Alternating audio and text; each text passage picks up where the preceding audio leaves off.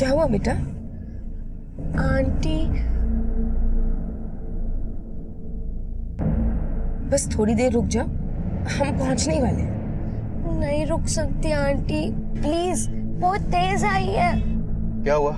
Sir इसे बहुत तेज toilet आई है। आगे देखो, कोई जगह हो तो गाड़ी साइड में लगाओ।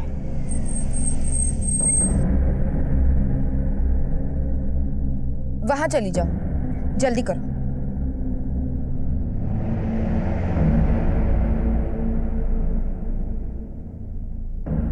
आंटी, मैं ऐसे कैसे करूं? आप उधर मुड़ जाइए ना। ठीक है।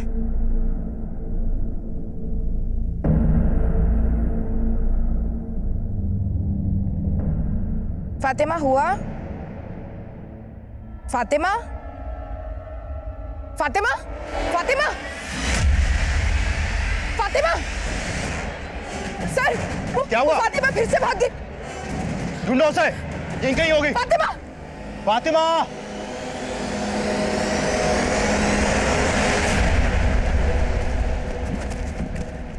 क्या हुआ? मिली फातिमा? नहीं सर, नहीं मिली।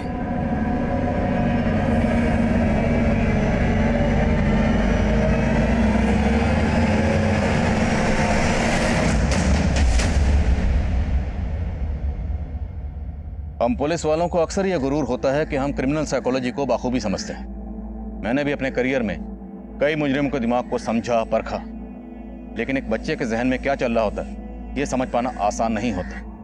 कोई बच्चा कब क्या फैसला लेता है, उस फैसले के पीछे क्या वजह छुपी होती है, यह समझ पाना बहुत मुश्किल होता है। और आज का ये केस भी एक ऐसी ही बच्ची फातिमा से जुड़ा था, जिसकी ज़हनियत को तब हम भी समझने की कोशिश कर रहे थे। लेकिन फातिमा हमें कब, कैसे और किन हालात में मिली, और वो हमारी कस्टडी से क्यों भाग गई थी, इन सारे सवालों के जवाब जानने के लिए आपको फातिमा की जिंदगी के उन पन्नों को पलटना होगा जिन्हें तब हम भी पढ़ने की कोशिश कर रहे थे।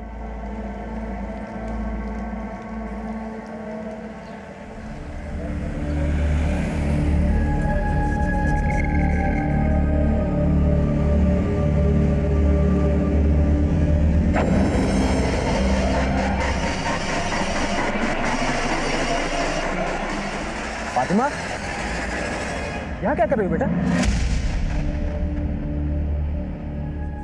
अच्छा, तुम ये बना रही थी। वापस से तुमने स्कूल से तड़ी मारी।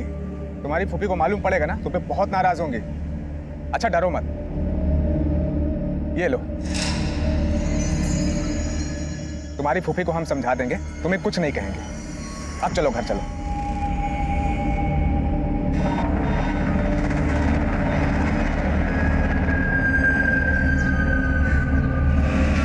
टमाटर गश्ती कर रही थी ये? हाँ? कहाँ पर थी तू? बोलती क्यों नहीं बोल? अरे छोड़ो ना शबनम, तुम यहाँ बाहर ही चालू हो गई हैं। छोड़ो, बच्ची है। चलो आओ फातिमा, अंदर आओ। क्या बच्ची है ये? हाँ? हरकतें देखी है इसकी? सुनो, आज मैं इसके स्कूल गई थी। पता है इसने मास्टरनी को क्या बोला है? कि मेरी फुप्पी को कैंसर है, मुझे घर का सारा काम करना पड़ता है, इसलिए मैं स्कूल का काम नहीं कर पाती। बोल, बोलती क्यों नहीं? फातिमा, क्या ऐसा चाहिए कि तुमने ऐसा बोला? हाँ, मैंने इसे बोला था, क्योंकि अगर मैं ऐसा नहीं बोलती तो टीचर मुझे बहुत मारती, और अब फूफी मुझे बहुत मारेगी। आप भी मार लो फूफी। देखो देखो देखो इसकी नौटंकी। अब ये रोना धोना बंद कर और पढ़ाई में ध्यान लगा। हाँ? शबनम तुम इधर आओ। अरे बच्ची है पराये घर की, हैं? तुम इसके साथ ऐसा बर्ताव करोगे ना तो हमसे दूरी बना लेगी, और लोग क्या सोचेंगे कि हम इस पे जुल्म ढाते हैं? आप तो रहने ही दीजिए। आपकी इन्हीं हरकतों की वजह से आज वो बिगड़ी हुई है। इतनी मुश्किल से स्कूल में दाखिला कराया है, जब पढ़ाई लिखाई नहीं करनी तो बंद करा दो ना स्कूल। मैंने तय कर लिया है, अब से आशिमा के घर ही पढ़ाई लिखाई करेगी और वहीं से सुधारेगी। चल अंदर जा, कपड़े बदल। पता नहीं सारा दिन कहाँ घूमती रहती है, परेशान कर रखा इसने।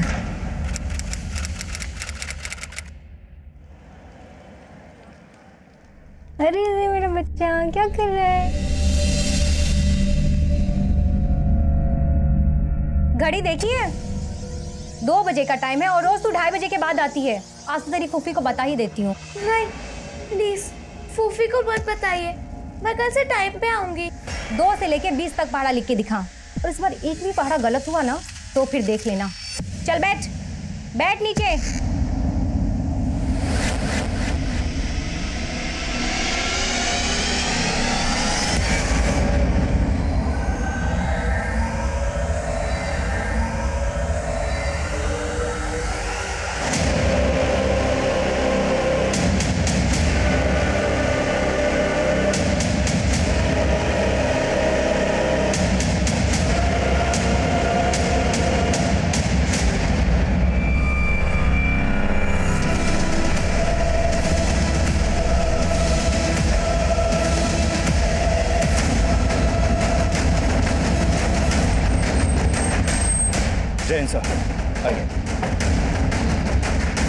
बहुत ही ब्रूटल मर्डर है सर।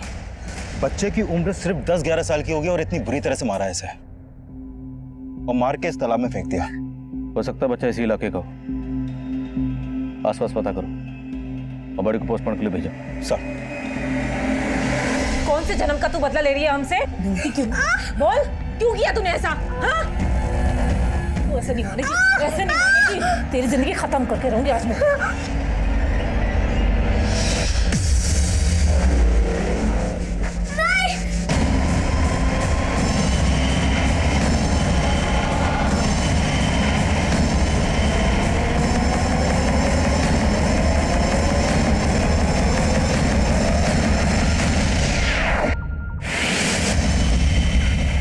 कहाँ मर गई वो? आज मिलेगी ना तो जान से मार दूंगी मैं उसे।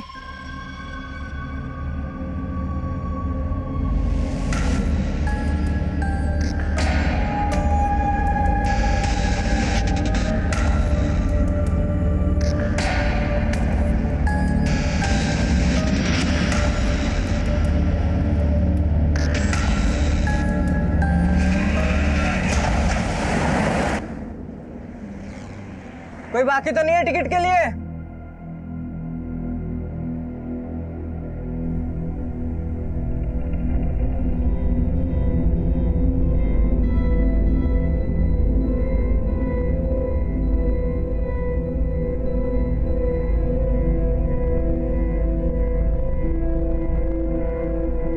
तुम फातिमा के साथ ऐसे कैसे कर सकती हो? कितनी बार समझाया कि उसके साथ ऐसे पेश मत आया करो। अब अगर वो नहीं लौटी तो लोगों क्या जवाब देंगे? बस, मुझे तुमसे ज्यादा फिक्र है फातिमा की। अगर इतनी फिक्र थी तुमसे डर के भागी क्यों? वो पहले भी ऐसा कर चुकी है, लौट आई थी ना। अगर इस बार नहीं लौटी ना तो खुदा कसम मैं तुम्हें।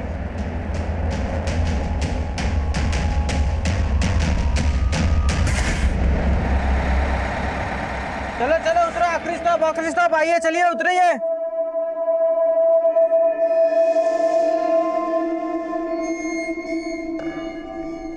चलो ड्राइवर भाई साहब डिपो ले चलो। अरे एक मिनट। ये लड़की किसके साथ हो? कहाँ उतरना था? कहाँ जाना है? वो मेरा अब्बू। रुक कहाँ भाग रही है? रुक ये इतने पैसे चोरी करके भाग रही थी? पॉकेट मारा किसी का? कहाँ से आए पैसे? रुक कहाँ भाग रही? बस में से चोरी किया ना किसी का पर्स? किसका पर्स है? मुझे जाने दो, ये मेरे पैसे। ये रुको, ये क्या कर रहे हो बच्चे के साथ? शर्म नहीं आती बच्ची को छेड़ते हुए? अरे भाई साहब बहुत ही चालाक लड़की है ये। बस में से किसी का पॉकेट चुरा कर भाग रही थी और जब मैंने पकड़ा तो मुझे फंसाने के लिए ऐसा कर रही है। किसका पर्स है ये? कहाँ से है तुम्हारे पास इतने पैसे? एक काम करे भाई साहब, पुलिस को बुलाइए।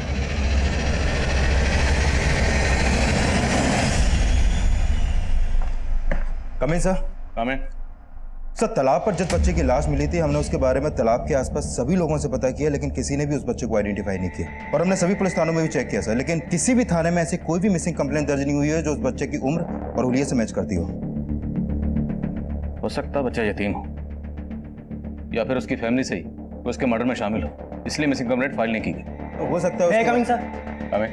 सर नोएडा के एक बस स्टॉप पर 9-10 साल की एक बच्ची को पकड़ा गया है। सर कंडक्टर का कहना है कि वो बच्ची बस में पॉकेट मार रही थी, लेकिन जब उस कंडक्टर ने उसे पकड़ा तो बच्ची उस पर छेड़छाड़ का आरोप लगाने लगी। शर्मा। सर चलो।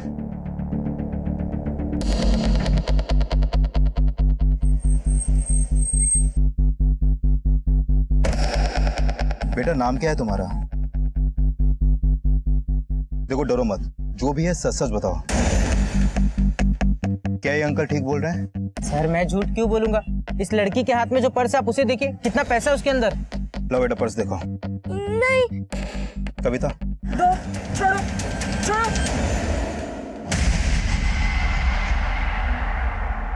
इतने पैसे कहां से आए तुम्हारे पास? बेटा तुम्हारा घर कहाँ है बताओ। जॉब कर रहा है? अरे साहब जाने दो ना साहब, गलती हो गई। तो क्या है? चाय पानी है साहब। सर आपको खर्चा पानी चाहिए ना, ये लीजिए रख लीजिए, पर प्लीज मुझे जाने दीजिए। ए लड़की, क्या समझा है तूने? हाँ, छोड़ इसको।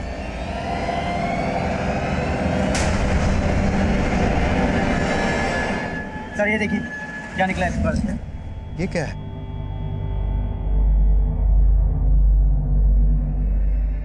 कहां से आया तुम्हारे पास ये? किसने दिया तुम्हें ये?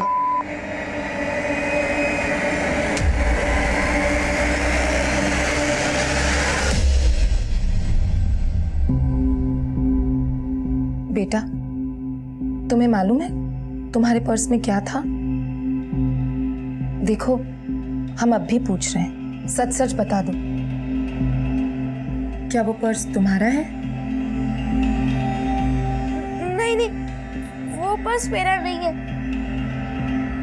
तो वो पर्स आपने चुराया था? नहीं नहीं, मैं चोर नहीं हूँ। तो वो पर्स आपके पास कैसे आया? सर बहुत चालाक लड़की है। जब इसके पर्स में से पैसे निकले तो कहती मेरा है, और जब गांजा निकला तो मना करने लगी। मुझे छोड़ दीजिए, मुझे मेरे घर जाना है। अच्छा ठीक है, आपको आपके घर लेके जाएंगे, लेकिन कैसे लेके जाएं? पहले ये तो बताओ आपका घर है कहाँ पे? याद नहीं? लेकिन आपको आपका नाम तो याद होगा ना? क्या नाम है आपका? और वो बैग आपके पास कहाँ से आया? देखो बेटा, जब तक तुम कुछ बोलोगी नहीं, ये तुम्हें यहाँ से जाने नहीं देंगे। अब बताओ, तुम्हारा नाम क्या है? फातिमा। फातिमा, तुम्हारा घर कहाँ है? झारखंड। झारखंड? तो झारखंड से नोएडा कैसे? रेलगाड़ी से। किसके साथ? आपके घर पे और कौन कौन है?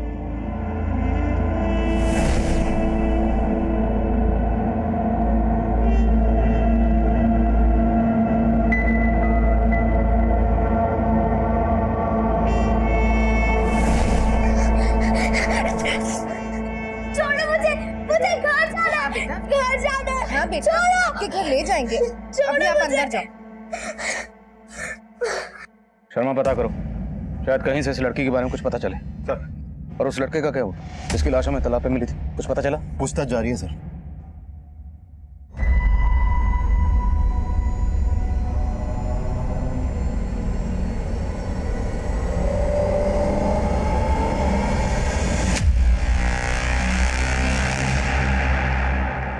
अस्सलाम वालेकुम मुश्ताक भाई। वालेकुम अस्सलाम। और जावेद भाई, सब गनीमत? क्या बताओ भाई, कुछ भी गनीमत नहीं है। लड़की ने नाक में दम कर रखा है मेरा बैग चुरा के भाग गई। बैग में 10,000 रुपए के साथ साथ 25,000 का माल भी था, और अभी पुलिस के हाथ लग गई है। भाई मेरे को शक है कि कहीं इस लड़की के चक्कर में पुलिस हम तक ना पहुंची है। टेंशन मत ले जावेद, मैं निकालता हूँ इसको बाहर। ये देख, इस लड़की के पास ड्रग्स मिला है। अपने एरिया में जितने भी लोग ड्रग्स का धंधा करते हैं ना, सबकी इन्फॉर्मेशन निकाल और पता कर इस लड़की के पास ये ड्रग्स आया कहाँ से है।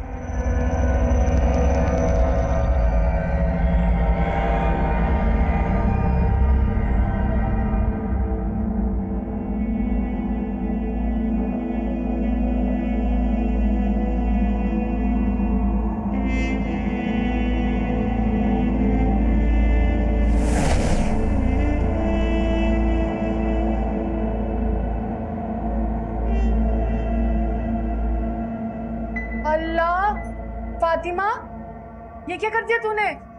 पूरी दीवार खराब कर दी। अम्मी, दीवार खराब का किया? देखो कितनी खूबसूरत पेंटिंग बनाई है। ये आपा, ये भाईजान, ये आप, ये अब्बू और वो मैं, छोटी सी। बेटा, अगर फोटो बनानी थी तो कॉपी में बनाती। पूरी दीवार गंदी करने की क्या जरूरत थी? अम्मी, कॉपी भर गई है। मैंने अब्बू से कहा था कि वो कॉपी ले आए। हाँ, तो तेरे लिए लाए हैं ना नई कॉपी। ये देख, ये मेरी नई कॉपी। मेरा प्यारा बच्चा। ना आपा, भाईजान, देखिए अब्बू मेरे लिए नई कॉपी लाए हैं।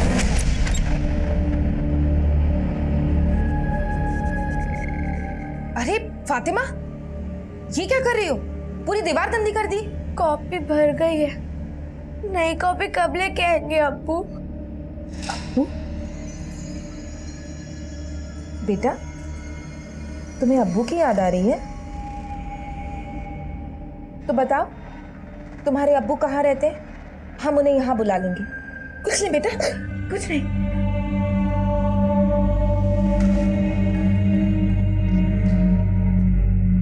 सर, जिस बच्चे की लाश तालाब में मिली थी उसकी पोस्टमार्टम रिपोर्ट आ गई है। उसकी मौत चाकू घोंपने से हुई थी और फॉरेंसिक टीम ने उसके कपड़ों की जांच की तो उसकी पैंट की जेब से ट्रेसेस मिले हैं सर। फातिमा के पास से भी मिले थे, तो हो सकता है फातिमा का उस बच्चे से कोई कनेक्शन हो। उसे मिलते हैं, मुमकिन है उसके बयान से हमें उस बच्चे पर कोई क्लू मिले।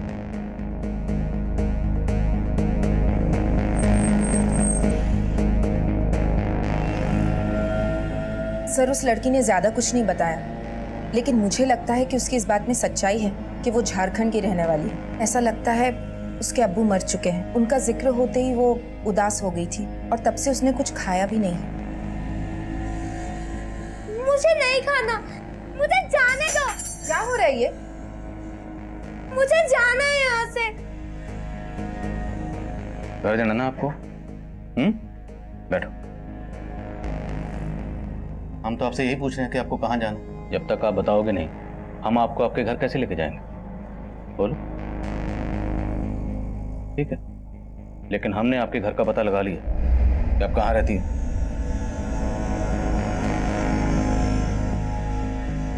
यहीं रहती हो ना, जहाँ पे लड़का रहता था?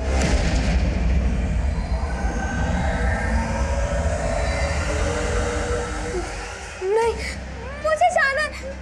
एक मिनट, बोलो कहाँ जाना? जगह का नाम बोलो। दुर्गापुर। गली नंबर, मकान नंबर याद है? नहीं, वो तो नहीं मालूम, पर मेरे घर की दीवार सफेद रंग की है।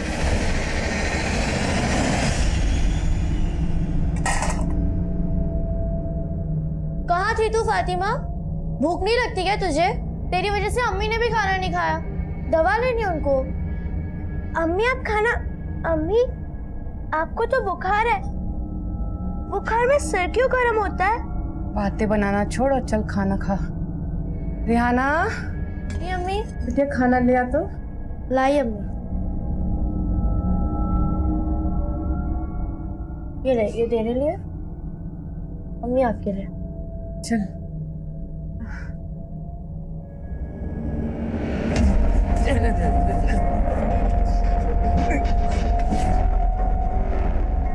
अब्बू, अपने आप को संभाल नहीं सकते तो इतना क्यों पीते हो? आपकी अम्मी को क्या हो? अच्छा बैठो, बैठो, बैठ जाओ।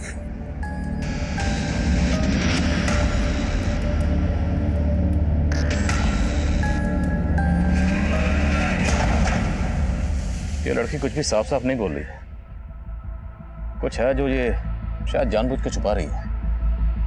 लेकिन सर, दुर्गापुर झारखंड का एक कस्बा है।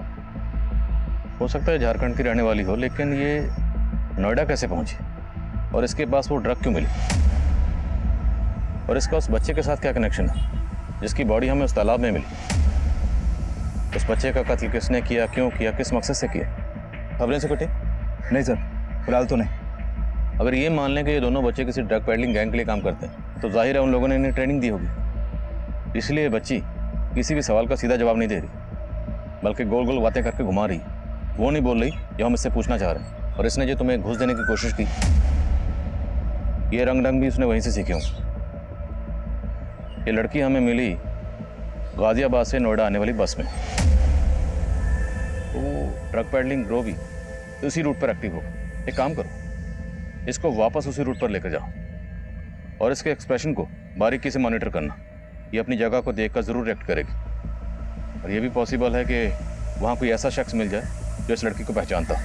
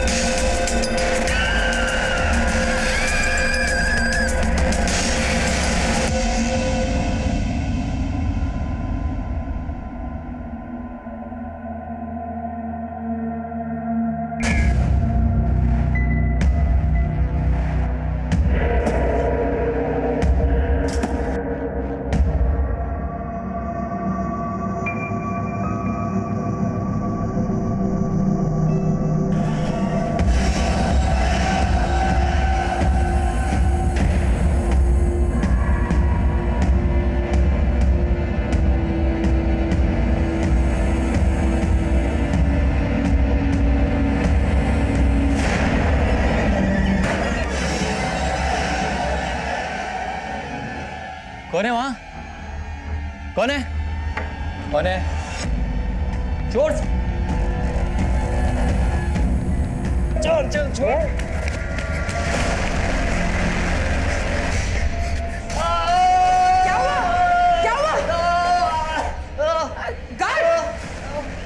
क्या हुआ? कौन है?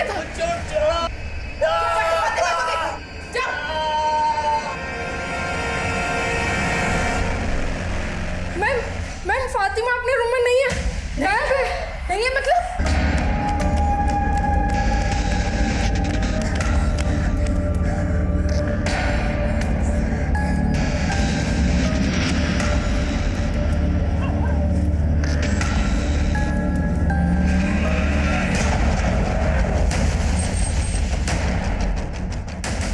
सर, यहाँ के गार्ड पे हमला हुआ है, फिलहाल उसे हॉस्पिटल भेज दिया है। फातिमा कुछ पता चला? नहीं सर। इधर सर, जब हम लोग आए तो गार्ड यहीं पड़ा हुआ मिला था। पता नहीं, एक लड़की गायब होगी और आप लोगों को पता नहीं। क्या कर रहे थे? ये सिक्योरिटी यहाँ की? सर आज तक ऐसा कभी नहीं हुआ है। और मैडम आज तो हो गया ना? सीसीटीवी है? हाँ सर। फुटेज निकाली, फातिमा की फोटो सभी पुलिस स्टेशन में भेजो और पैटर्निंग टीम को भी इन्फॉर्म करो। सर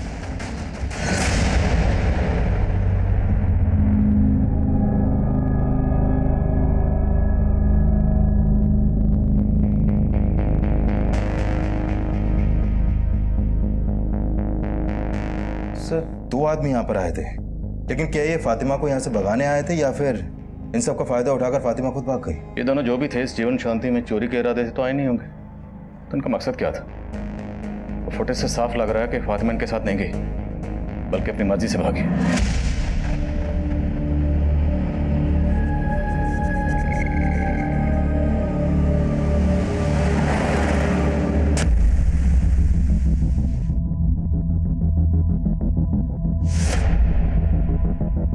शर्मा, इस बच्ची का जल्द से जल्द मिलना जरूरी है। पता करो वो नोएडा में कहाँ हो सकती है।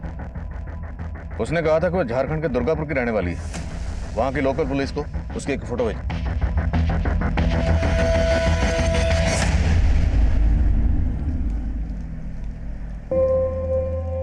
नमस्ते अंकल।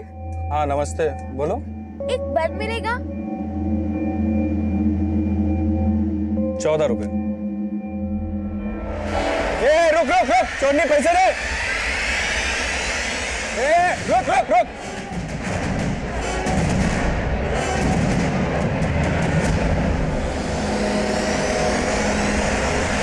एक तरफ जहां हम फातिमा को ढूंढने की कोशिश कर रहे थे, वहीं दूसरी तरफ उस बच्चे की पहचान पता करने में जुटे थे जिसकी लाश हमें तालाब में मिली थी। और काफी कोशिश के बावजूद भी हम उसकी पहचान पता नहीं कर पाए थे। और उस बच्चे का फातिमा के साथ कोई ना कोई कनेक्शन जरूर था। फातिमा की तलाश में हमने उसकी तस्वीर झारखंड दुर्गापुर पुलिस से शेयर की, तो पता चला कि दुर्गापुर पुलिस काफी पहले से ही फातिमा के वालिद अख्तर के मर्डर केस की तहकीकात कर रही थी। और साथ ही दुर्गापुर पुलिस से फातिमा के उस घर के बारे में पता चला जहाँ फातिमा के माँ बाप जरीना और अख्तर के इंतकाल के बाद उसके दोनों भाई बहन, उसकी बड़ी फूफी और फूफा के साथ रह रहे थे।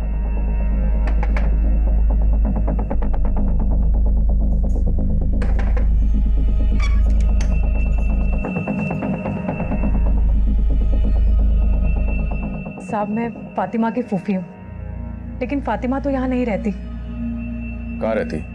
वो फरीदाबाद में रहती है। मेरी छोटी बहन और उसकी छोटी फूफी शबनम के यहाँ पर। फरीदाबाद में शबनम रहती कहाँ? वो सब मैं आपको बताती हूँ साहब, लेकिन पहले आप ये तो बताइए कि फातिमा ने ऐसा क्या किया है कि आप उसे ढूंढते हुए यहाँ तक चले आए? हमने उसे नोएडा में चोरी के इल्जाम में गिरफ्तार किया और उसके पास से ड्रग्स भी मिली थी। क्या? ये लड़का कौन है? इसे पहचानती है? नहीं साहब, हम इस बच्चे को तो नहीं जानते। और साहब हम तो फातिमा को भी फरीदाबाद नहीं भेजना चाहते थे, लेकिन इन बच्चों की किस्मत ही खराब। ये बच्चे तो तभी अनाथ हो गए थे जब इनकी माँ जरीना का इंतकाल हुआ। और जरीना की मौत के बाद तो वो ज़्यादा ही शराब पीने लगा था। उसके कुछ दिनों बाद तो उन्हें भी किसी ने मार दिया। और कमाल, रेहाना और फातिमा, ये तीनों बच्चे अनाथ हो गए। साहब ये दोनों तो फिर भी बड़े हैं, लेकिन फातिमा इतनी छोटी उम्र में ये हादसा उससे बर्दाश्त नहीं हुआ। वो अपने अम्मी अब्बू को हमेशा याद किया करती थी और अकेले में बड़बड़ाया करती थी। अम्मी, अब्बू बुरे नहीं है ना अब्बू? आप मेरी तरह अम्मी से भी बहुत प्यार करते हैं ना? फातिमा को अख्तर भाई और भाभी की मौत का गहरा सदमा लगा था। हमें लगा था कि वो यहाँ रहेगी तो वो उनकी याद में पागल हो जाएगी, इसलिए हमें उसे शबनम और उनके शौहर के साथ फरीदाबाद भेजना पड़ा। रेहाना अब्बा, मुझे नहीं जाना। कमाल भाईजान, मुझे आपके साथ रहना है। फातिमा, अभी घर चलो, रेहाना और कमाल तुमसे घर पर मिलने आएंगे। आओगे ना मिलने? हाँ फातिमा, तू जा, हम आएंगे बड़ी फूफी के साथ, पक्का।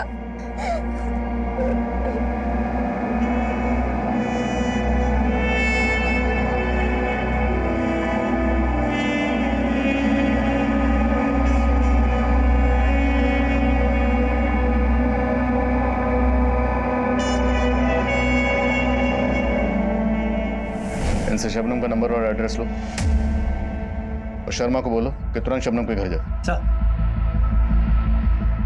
याद ये लोग पूरा सच नहीं बोल रहे हैं। वहाँ हमें फातिमा उस हालत में मिलती है और यहाँ आके पता चलता है कि उसके वालिद अख्तर का कत्ल हुआ था। ये अख्तर का कत्ल क्यों हुआ था? सर अख्तर को शराब की लत तो थी, साथ साथ वो जुआ भी खेलता था। सर कई लोगों से वो कर्जा भी ले रखा था। सर यहाँ के लोगों से उसकी बनती भी नहीं थी, तो हमें लगा शायद मर्डर की वजह यही हो।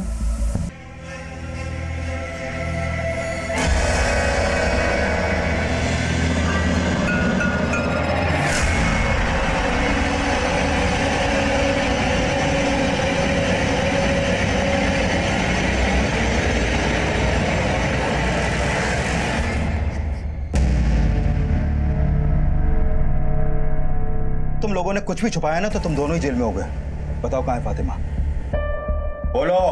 हाँ साहब, हम आपसे कुछ नहीं छिपाएंगे। हम तो फातिमा को यहाँ उसके भले के लिए ही लाए थे, लेकिन बेचारी की किस्मत में कुछ और ही लिखा था। साहब, हमने अपनी हैसियत के हिसाब से उसका स्कूल में दाखिला भी कराया था। हाँ, शुरुआत में उसका यहाँ मन नहीं लगता था, लेकिन बाद में उसका पढ़ाई में खूब मन लगने लगा था। फूफी, फूफी आपको पता है, मैंने स्कूल में टॉप किया है। मुझे 100 में से 95 मार्क्स मिले। अरे वाह, दिखा। अरे वाह, शाबाश। मैं बहुत खुश हूँ। अरे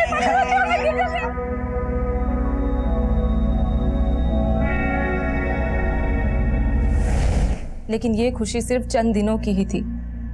फिर पता नहीं क्या हुआ, उसका धीरे धीरे पढ़ाई से भी मन हटने लगा। हम उसे स्कूल भेजते थे तो स्कूल से भी भाग जाती थी। आए दिन उसकी मास्टरनी उसकी शिकायत करती थी। मैं जब उसे समझाती थी तो वो घर से भी भाग जाती थी और रास्तों में भटकती रहती थी। फिर हमें मजबूरन उसका स्कूल बंद करवाना पड़ा और फिर उसके बाद वो आशिमा के घर चली गई पढ़ने के लिए। आशिमा? कौन आशिमा? आशिमा मेरी सहेली है, वो यहीं पास में ही रहती है। आशिमा उसे पढ़ाती थी और फातिमा बदले में आशिमा के बच्चे का ख्याल रखती थी। लेकिन कुछ दिनों के बाद फातिमा का मन वहाँ से भी उब गया था, वो वहाँ से भी भाग गई। सर, हमारी जिंदगी तो उसको इधर उधर ढूंढने में ही बीत गई है। लेकिन अभी फातिमा इतने दिनों से हमारे साथ थी, तो इस बार उसको ढूंढने की कोशिश नहीं की तुम लोगों ने? और उसकी मिसिंग कंप्लेंट भी दर्ज नहीं करवाई? साहब, हम लोग कंप्लेंट करना चाहते थे, लेकिन इस बार हम लोग डर गए थे। किस बात से डर गए थे? वो साहब, इस बार फातिमा से बहुत बड़ी गलती हो गई थी।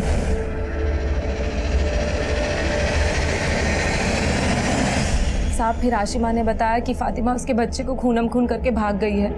हमने फातिमा को खूब ढूंढा लेकिन हमें कहीं नहीं मिली वो। मतलब फातिमा ने आशिमा के बच्चे को मार दिया? नहीं साहब, बच्चा मरा तो नहीं, लेकिन उसको बहुत गंभीर चोटें आई थी और उसकी हालत बहुत नाजुक है।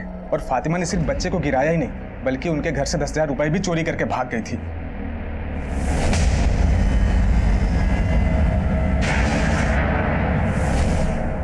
ये आशिमा का घर कहाँ है, बताओ मुझे। चलो। साहब, वो लोग यहाँ पे नहीं है, बच्चे का इलाज करवाने मुंबई गए हैं।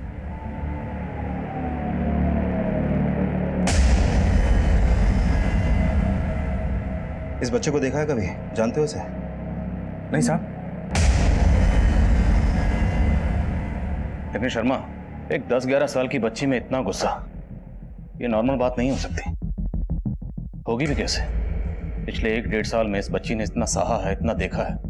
अपने माँ बाप को है, अपने भाई बहन से दूर, या अपने फूफा फूफी के साथ रह रही। लेकिन सर उसके छोटे फूफा फूफी का कहना है कि फातिमा का बर्ताव 6 महीने पहले तक काफी अच्छा था, पढ़ाई में भी बहुत अच्छी थी वो, लेकिन फिर सडनली उसके बर्ताव में ऐसा चेंज आया कि उसने एक छोटे से बच्चे की जान लेने की कोशिश की। शर्मा, बच्चों में कोई भी बदलाव ऐसे ही अचानक ही एकदम नहीं आता, उसके पीछे कोई ना कोई वजह जरूर होती। तुमने बताया था कि पिछले 6 महीने से आशिमा के यहाँ जा रही थी, आशिमा से मिले? नहीं सर, मेरी उससे फोन पे बात हुई थी, मुंबई में है वो। और हाँ सर, जब हम फातिमा को अलग अलग एरियाज में घुमा रहे थे तो उसने आशिमा के घर को देखकर रिएक्ट भी किया था। सर हो सकता है फातिमा ने उस घर को इसलिए नहीं पहचाना क्योंकि आशिमा के बच्चे को उसने वहीं पर घायल किया था, और इस बच्चे को घायल करने के बाद ही वो भागी थी और हमें ड्रग्स के साथ मिली थी। और ये कैसे माँ बाप जिनके छोटे से बच्चे पर फातिमा ने जानलेवा हमला किया और उन्होंने कोई पुलिस कंप्लेंट फाइल नहीं की? जावेद और आशिमा दोनों के बारे में पता करो। सर।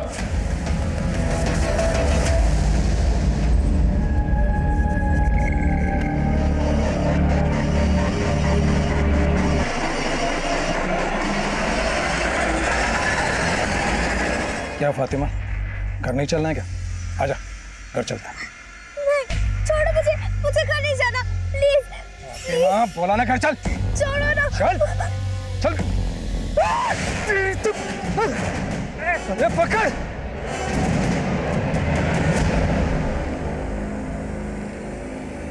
अंकल, 2 गुंडे मुझे परेशान कर रहे थे, मुझे बचा लो प्लीज। कहाँ है गुंडे? दिखाओ, कहाँ है गुंडे? अंकल, मैं सच कह रही हूँ, वो भी यहीं पे थे। बस फातिमा, बहुत कहानी बना ली, बहुत घुमा लिया हमें, चलो।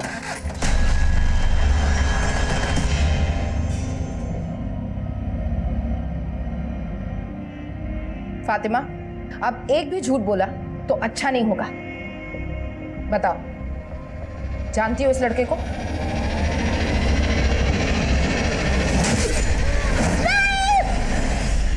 नहीं?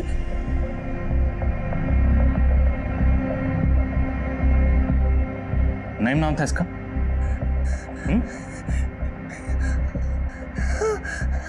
और वो 2 लोग कौन थे जो उस रात यहाँ पर आए थे और तुम भाग गई?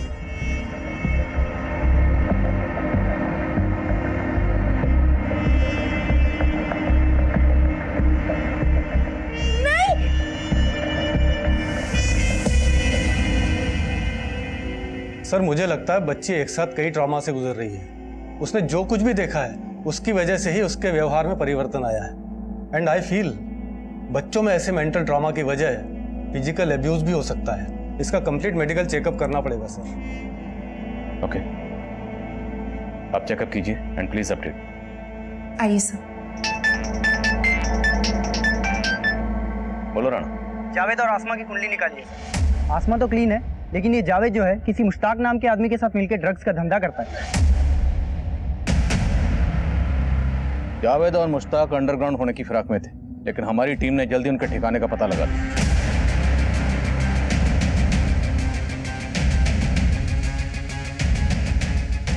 जावेद और मुश्ताक को हमने गिरफ्तार कर लिया था, लेकिन फातिमा की मेडिकल रिपोर्ट ने हमें चौंका दिया। एक 10 साल की बच्ची के साथ लंबे अरसे से रेप किया जा रहा था। फातिमा के साथ हुई इस हैवानियत के लिए तब हमें सिर्फ जावेद और मुश्ताक ही गुनहगार लग रहे थे।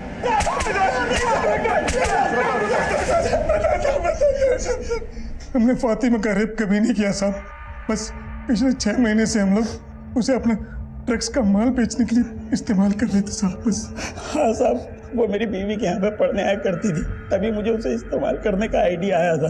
फातिमा, आज के लिए काफी है, तुम घर जाओ, ठीक है?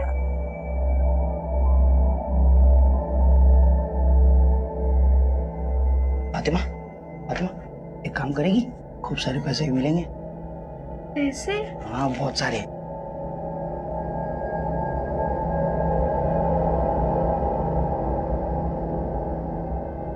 फिर मैं उसे थोड़े पैसों का लालच देकर उससे अपने कस्टमर्स को ड्रग्स पहुंचाने के लिए बोलने लगा।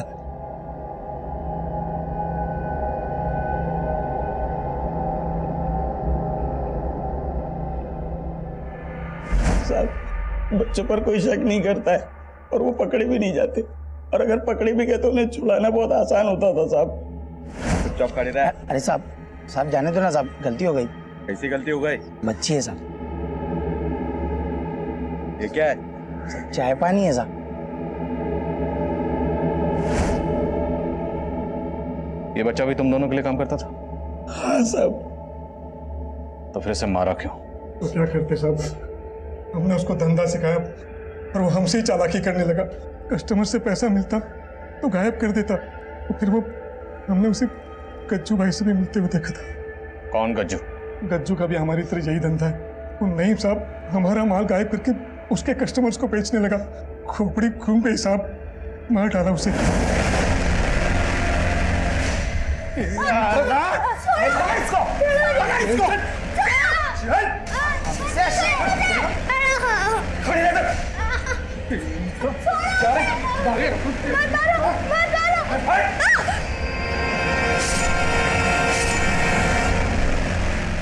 अल्लाह हमसे शांतपति करेगा क्या रे? हाँ? जो हमें गुस्सा दिलाता है ना, हम उसका क्या हाल करते हैं पता चल गया ना? दिमाग में डाल ले।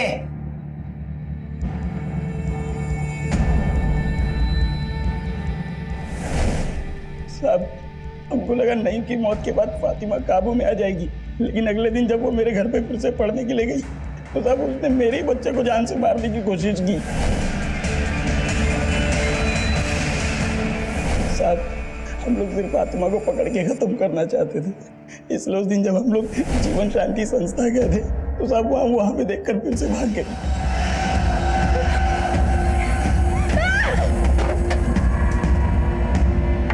कौन है? छोड़ साले, रुक साले रुक।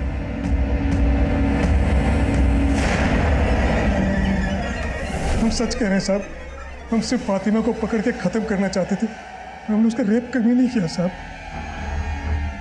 साहब माफ कर दो साहब, साहब हमको मारा। फातिमा, कुछ तो बोलो बेटा, कौन था वो जिसने तुम्हारे साथ ये सब किया? डरो मत बेटा, हमें खुल के बताओ।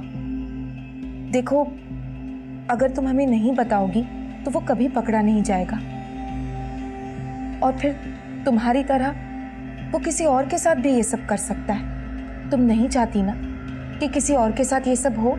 तो बताओ बेटा, बोलो कौन था वो? डरो नहीं, तुम्हें कोई कुछ नहीं कहेगा, हम हैं। बोलो। डरो नहीं, तुम्हें कोई कुछ नहीं कहेगा। फूफा। तुम्हारे फूफा?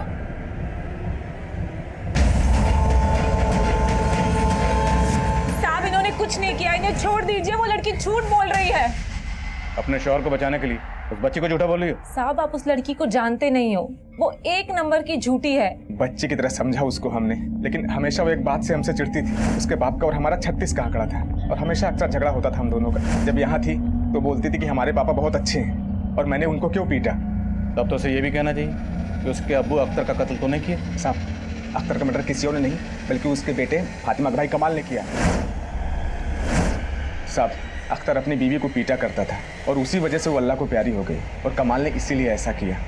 और वो बच्ची तो साहब वो बचपन में कुछ भी बोल रही है, हमने कुछ नहीं किया। आप उसी से पूछिए, कोई और ही होगा।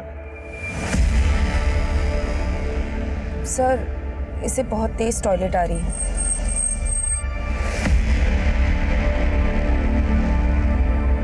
सर, क्या हुआ? फातिमा फिर से भाग गई।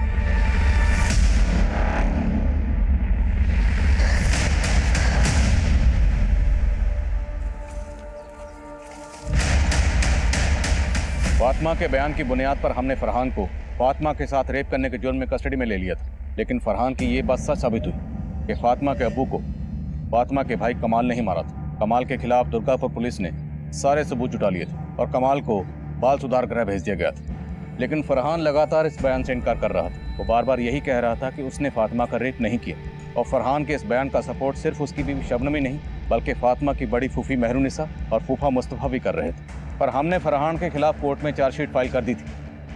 2 महीने से कोर्ट में इस केस की सुनवाई चल रही थी, लेकिन इस पूरी सुनवाई के दौरान फातिमा के बड़े फूफा और फूफी कभी कोर्ट में हाजिर नहीं हुए। फरहान लगातार कोर्ट में खुद को बेगुनाह साबित करने की कोशिश कर रहा था। डिफेंस लॉयर वीना सहगल और प्रोसिक्यूशन लॉयर अनिल सिंह बार बार कोर्ट में अपना अपना पक्ष रख रहे, लेकिन फैसला किसके हक में जाने वाला था इसका किसी को कोई अंदाजा नहीं था। और फिर जो हुआ उसने इस केस का रुख एक बार फिर से बदल दिया। सर, ये जीवन शांति संस्था से मिली ड्राइंग है जहां फातिमा रहती थी। सर, मैं इस कोर्ट से रिक्वेस्ट करूंगा कि मुझे शबनम से सवाल जवाब करने की इजाजत दे। इजाजत है। आपने इससे पहले कभी ये ड्राइंग देखी थी? जी, घर पर फातिमा ने ही बनाई थी। आपने सबसे पहले ये ड्राइंग कब देखी थी? जब फातिमा पहली बार स्कूल नहीं गई थी। आप जा सकती। सर, ये ड्राइंग से साफ साफ झलक रहा है कि रेप के बाद उस बच्ची के दिल और दिमाग पर कितना बुरा असर पड़ा था, लेकिन इसके बावजूद भी जब वो नोएडा में आई तो पढ़ाई लिखाई में वो अच्छी थी, अव्वल थी। यानी उसने अपने गम से उबरना सीख लिया था। ये फरहान ने जो इसके साथ कुकर्म किया, ये जो घिनौना काम किया, फातिमा उससे उबर नहीं पाई। इसके अंदर आई एग्रेशन और बेचैनी की भी यही वजह है। और मिलाड अब ये सच से दूर भाग रही है, और सच से दूर इसलिए भाग रही है क्योंकि इसने जो देखा है उसको देखने के बाद इसका सच्चाई पर से विश्वास उठ गया है। और अभी भी अगर इसको न्याय नहीं मिला, इसके सच को झूठ बोलकर खारिज कर दिया गया, तो मिलाड इसके साथ बहुत बुरा होगा, इस पर बहुत बुरा असर पड़ेगा। ऑब्जेक्शन सर, हम इस बच्ची को कॉम्पिटेंट विटनेस नहीं मान सकते। Objection overruled. पिछले 2.5 महीने से ये सुनवाई चल रही है। आजकल हमारी सोसाइटी में माइनर्स के साथ अक्सर ऐसी अमानवीय, नीच और भद्दी हरकतें हो रही है जिससे एक बच्चे का न सिर्फ भविष्य खराब होता है बल्कि आने वाली एक पीढ़ी, सभ्यता और समाज पर बहुत बुरा असर पड़ता है। इसलिए ये कोर्ट फरहान कुरैशी को गिल्टी मानता है और उसे इम्प्रिजनमेंट की सजा सुनाता है। फातिमा के हक में अदालत ने एक तारीखी फैसला सुनाया था। हमारी चार्जशीट में लगाए गए सारे इल्जाम सही साबित हुए थे, लेकिन ये जीत सिर्फ हमारी नहीं थी।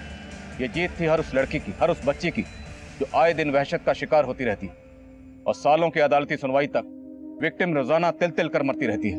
लेकिन अदालत का ये फैसला उन सारे विक्टिम्स को हौसला देता है कि सच को चाहे कितना भी क्यों ना दबाया जाए, लेकिन आखिर में जीत हमेशा सच की होती है। अब मैं आदिल खान आपसे इजाजत लेता हूं। आपसे फिर मुलाकात होगी एक और नए केस के साथ। तब तक देखते रहिए क्राइम पेट्रोल दस्तक। मकसद बताना नहीं, बचाना है।